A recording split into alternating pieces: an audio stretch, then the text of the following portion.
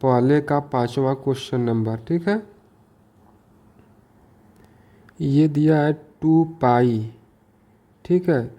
कह रहा है कि 2 पाई क्या है आपका, परिमेय कि अपरिमेय। तो इसको लिख सकते हैं 2 × पाई, और आपको पता होगा, और पाई जो होता है वह क्या होती है, एक अपरिमेय संख्या है, ठीक है। अपरिमेय संख्या है, ठीक।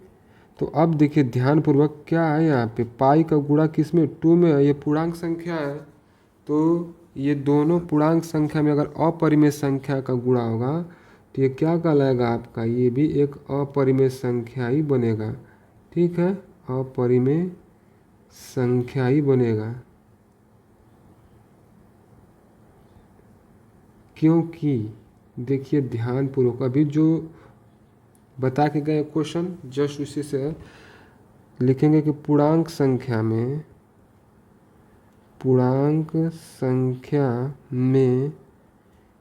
किसी अपरिमेय संख्या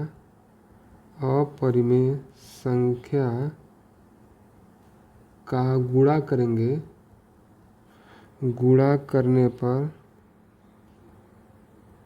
सदैव अपरिमेय संख्या ही मिलती है, संख्या ही प्राप्त होती है।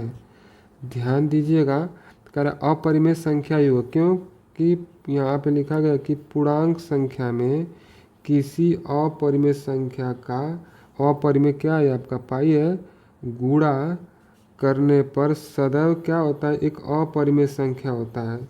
अब ध्यान से दीजिएगा, यहाँ पे आपका ये क्वेश्चन हमने बताया हुआ है कि अगर अपरिमेय संख्या से आप कड़ी में 2 का भाग देते हैं, अर्थात परिमेय संख्या पूर्णांक में पूर्णांक 1 है तो अपरिमेय संख्या से भाग देंगे तो सदैव क्या मिलेगा, अपरिमेय संख्या। और यहाँ पे हमने लिखा है कि अगर गुणा भी करते हैं तो कौन सी संख्या मिलेगी, अपरिमेय संख्या ही आपको प्राप्त होगी, ठीक है। यह आपका प्रश्नावली 1.4 का पहले का 5वां प्रश्न है।